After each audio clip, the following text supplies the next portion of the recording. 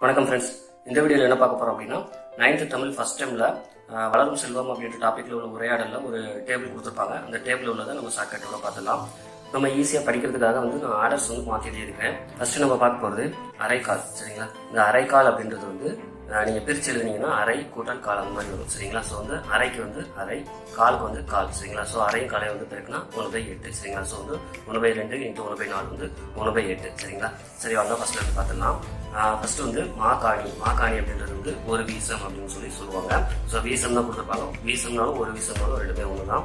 இதே எப்படி ஈஸியாக வச்சுக்கலாம் அப்படின்னா மா காணி அப்படின்றது மா அப்படின்றது மாம்பழம், காணின்றத கனி அந்த மாதிரி ஞாபகம். ஸோ மாம்பழம் அப்படின்ற கனியை நீங்கள் 1 கிலோ 16 ரூபாய்க்கு வாங்குறீங்க அந்த மாதிரி ஞாபகம். ஸோ மா கனியை 1 கிலோ 16 ரூபாய்க்கு வாங்குறீங்க அந்த மாதிரி ஞாபகம். ஸோ 1 கிலோ 16 ரூபாய்க்கு கொடுக்குறாங்க அப்படின்னா அது என்ன பழமாக இருக்கும், அது அந்த ஓரளவுக்கு கெட்டு போன பழமாக தான் இருக்கும். ஸோ அதனால் அதோட ஒரு பழம் கெட்டு போயிடுச்சு, அதை வீசிடுறீங்க. ஸோ அதான் மாக்காணி அந்த மாதிரி ஞாபகம். ஸோ மா அப்படின்ற பழத்தை 1 கிலோ 16 ரூபாய்க்கு வாங்குறதுனால அதில் ஒரு பழம் கெட்டு போயிடுச்சு. அதனால அந்த ஒரு பழத்தை வீசிடுறீங்க. ஒரு வீசம்னா 1/16. சரிங்களா, அதுக்கப்புறம் 3 வீசம். 3 வீசம்னா அதே மாதிரி 3. சரிங்களா, அப்போ 3/16. சரிங்களா, அதுக்கடுத்து அரை வீசம். அரை வீசம்னா அதில் பாதி, அப்படின்னா 1/2 × 1/16 அப்படின்னா 1/32. சரிங்களா, அப்புறம் கால் வீசம். அதுலேயே கால், இப்போ 1/4, அப்புறம் 1/16. இது எல்லாமே நீங்கள் பிரித்து எழுதுனீங்கன்னா உங்களுக்கு ஈஸியாக இருக்கும். அரை வீசம்னா அரை கூட்டல் வீசம், அப்போ அரைக்கு அரை, வீசம்னா 1/16. கால் வீசம் அப்படின்னா கால் கூட்டல் வீசம், இப்போ காலுக்கு 1/4, வீசம்னா 1/16. சரிங்களா, 1/64. சரிங்களா, அதுக்கப்புறம் முக்கால் வீசம்.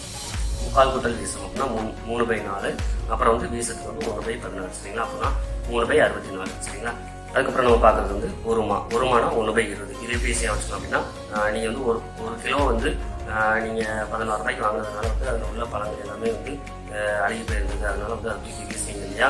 அதனால இப்போ நீங்கள் என்ன பண்ணுறீங்க அப்படின்னா ஒரு மானா மாம்பழம் அந்த மாதிரி அமைச்சுக்கோங்க. ஸோ ஒரு மாம்பழத்தையே 20 ரூபாய்க்கு வாங்குவீங்க. அப்போலாம் 1 கிலோ நீங்கள் 16 ரூபாய்க்கு வாங்குவீங்க. 1 கிலோனா 4 மாம்பழம் சேர்ந்து.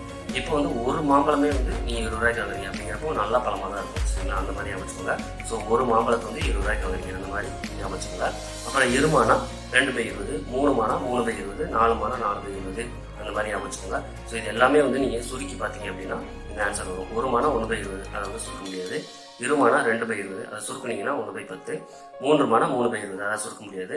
4 மானா 4/20, 4/20 சுருக்குனீங்கன்னா 1/5. சரிங்களா, அப்புறம் அரை மானா அரை கூட்டல் மான்றது 1/20, 1/2 அரைக்கு. சரிங்களா, அப்போ 1/40. சரிங்களா, அரை மானா 1/40. அதுக்கப்புறம் காணினா 1/80. இதே எப்படி ஈஸியாக வச்சுக்கலாம் அப்படின்னா காணின்றதை கனி ஞாபகம் வச்சுக்கோங்க. ஸோ ஏதோ ஒரு கனி, உங்களுக்கு பிடிச்ச கனி ஞாபகம் வச்சுக்கோங்க. இது வரைக்கும் மாம்பழத்தை பற்றி பார்த்தோம். ஸோ அதனால் இப்போ நீங்கள் கொய்யாப்பழம் ஒரு 1 கிலோ 80 ரூபாய்க்கு வாங்குறீங்க அந்த மாதிரி ஞாபகம் வச்சுக்கோங்க. உங்களுக்கு பிடிச்ச பழத்தை கூட ஞாபகம் வச்சுக்கோங்க.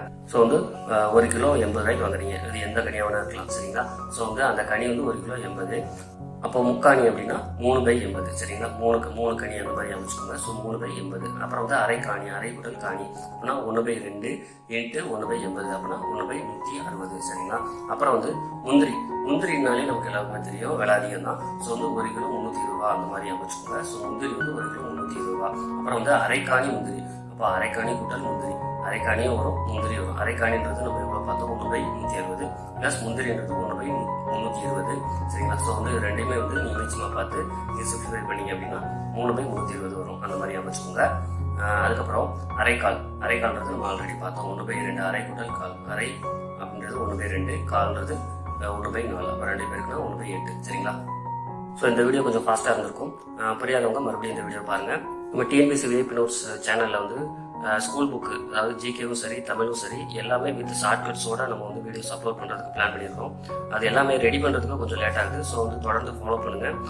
6th to 12th வரைக்கும் தமிழ் புக்கு வித் ஷார்ட்கட்ஸோட ப்ளஸ் ஜிகே நம்ம 6th to 10th. சரிங்களா, எல்லாமே ஷார்ட்கட்ஸோட அப்லோட் பண்ணுறதுக்கு ட்ரை பண்ணுறோம். அதுக்குண்டான ப்ராசஸ் எல்லாமே போயிட்டுருக்கு. ஆனால் ஒரு விஷயம், யாரை நம்பி யாரும் இருக்காதீங்க. நீங்கள் படிக்கிறது நீங்கள் படிச்சுட்டே இருங்க, சைடில் மட்டும் இதை பார்த்துக்கோங்க. சரிங்களா, டிஎன்பிஎஸ்சி படிக்கிற எல்லாரும் சீக்கிரமாக ஒரு கவர்மெண்ட் வேலை வாங்குறதுக்கு வாழ்த்துக்கள். தேங்க்யூ.